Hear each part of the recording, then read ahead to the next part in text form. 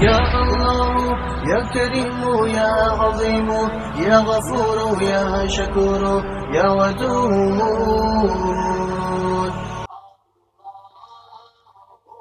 ذبح کرنا، خواب میں اس کی دلالت ظالم اور نافرمان پر ہوتی ہے۔ کسی نے خواب میں دیکھا کہ اس کو ذبح کر دیا گیا ہے تو اس کو چاہیے کہ اعوذ باللہ کہے، یعنی اللہ سے پناہ کی دعا مانگے۔ خواب میں کسی قوم کو مذبوح حالت میں دیکھنا صاحب خواب کے لیے ان امور کے متعلق خیر کی دلیل ہے جن کو وہ انجام دینا چاہتا ہے۔ خواب میں دوسرے کو ذبح کرتے ہوئے دیکھنا یا دوسرے کے ہاتھ خود کو ذبح ہوتے دیکھنا کاموں کے جلد پایا تکمیل تک پہنچنے کی دلیل ہے۔ خواب میں کسی دوسرے کو دیکھا کہ اس کو کوئی شخص ذبح کر رہا ہے تو تعبیر ہے کہ مذبوح کو ذابح کے ہاتھوں خیر پہنچے گی۔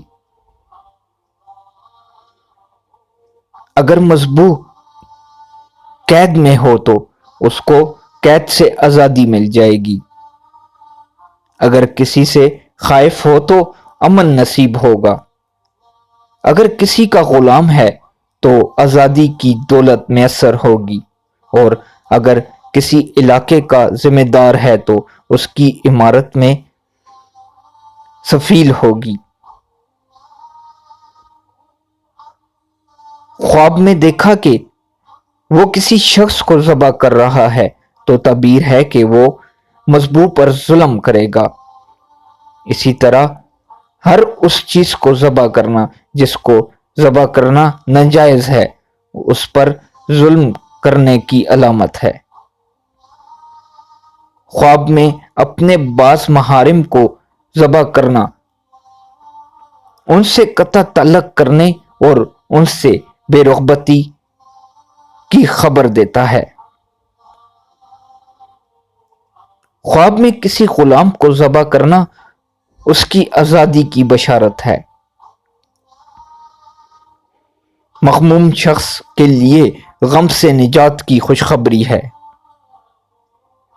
خواب میں ان جانوروں اور پرندوں کو ذبح کرنا جو عورت پر دلالت کرتے ہیں نکاح کی علامت ہے۔